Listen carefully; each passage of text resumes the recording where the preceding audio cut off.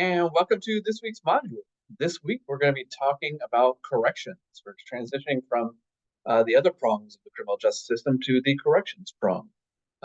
One thing to keep in mind, I told you here several times this semester, there are multiple spokes in the criminal justice wheel, and we have policing, courts, and corrections. This week, we're talking about corrections.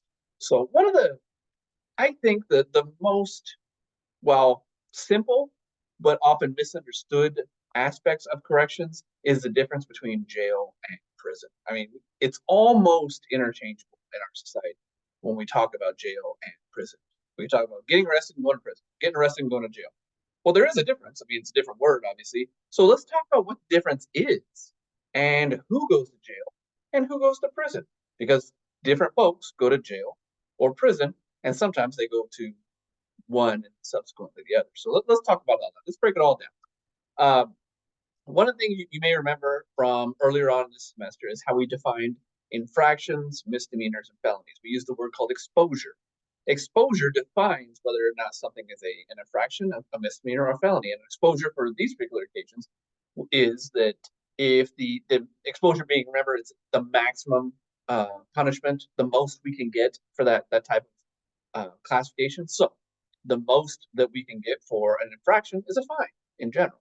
The most that we can get, the exposure we have for a misdemeanor, is one year of incarceration.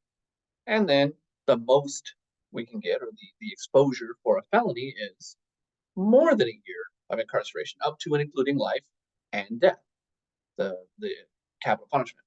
So that's how we define our exposures.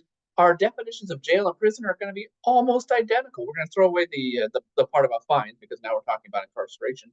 So let's talk about jails versus prisons. In general, the same guidelines we talk about, the difference between felonies and misdemeanors, are going to be the same thing between prisons and jails. Jails, in general, with some exceptions that we're going to talk about, are for incarcerations for less than 1 year. And then more than 1 year of incarceration is going to be a prison. Fairly simple. So, with that in mind, obviously, we can't have somebody sentenced to prison for a misdemeanor. By definition, misdemeanors only have up to 1 year of incarceration. So if you're getting more than 1 year of incarceration, as long as we're only talking about one crime at a time, if you're getting more than 1 year of incarceration, an offender is being sentenced to more than 1 year, it can't be for a misdemeanor because misdemeanors are limited to 1 year. So it has to be for a felony. So in general, the only folks who can go to prison are folks that are convicted of felonies. And if you're convicted of a misdemeanor, you have to go to jail if you're being sentenced to incarceration. Now, that isn't to say that everybody in jail is convicted of a misdemeanor. We have some felony considerations when it comes to jail. And let's talk about those scenarios. For one, what if somebody is convicted of a felony and sentenced to less than a year of incarceration? There's nothing that says that the exposure is what they have to get. Exposure is what they can get. So you may be, your exposure for robbing Casey's may be 10 years of incarceration, but maybe the judge shows some leniency. Maybe it's a first offense, and the judge says, let's go with 8 months of incarceration. Or if you're going to incarceration for 8 months, that's less than 1 year. In general, that has to be in jail. It can't be in prison. If you're going to be incarcerated for 1.5 years for robbing Casey's, then that has to be in prison. Prison is for incarcerations for more than a year, jail for less than a year. That's how we define this. But the other consideration, and one that I think folks forget about, is what about if somebody is arrested for a felony, or stick with robbing Casey's. What if somebody's arrested for robbing Casey's and they can't make bail and they're just waiting for their trial? You don't wait in prison, you wait in jail. So the folks that are in jails are those that are convicted and serving a sentence of less than a year of incarceration, or those that haven't been convicted at all. Those that are simply waiting trial. Pre-trial confinement is what that's often called. So what you'll hear some folks say is that there's two kinds of people: those that have been convicted and those that have been not.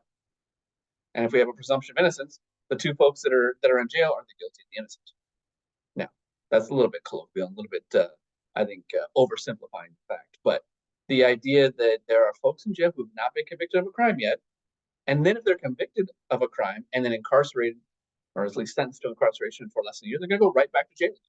But once they're convicted, if they are convicted, and they're convicted and sentenced to more than a year of incarceration, then they're going to go to prison. That's going to be our main difference for jail and prison. So prison, almost exclusively for felons, with some very rare exceptions. And jail is going to be for misdemeanor convictions. It's going to be for felony convictions that are sentenced to less than a year of incarceration, and for those awaiting trial.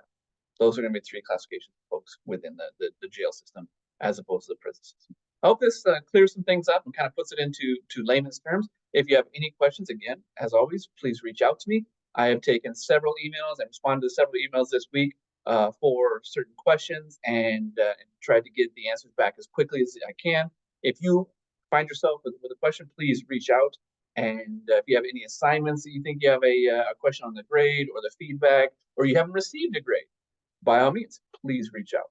And I look forward to reading this week's assignments. Thanks.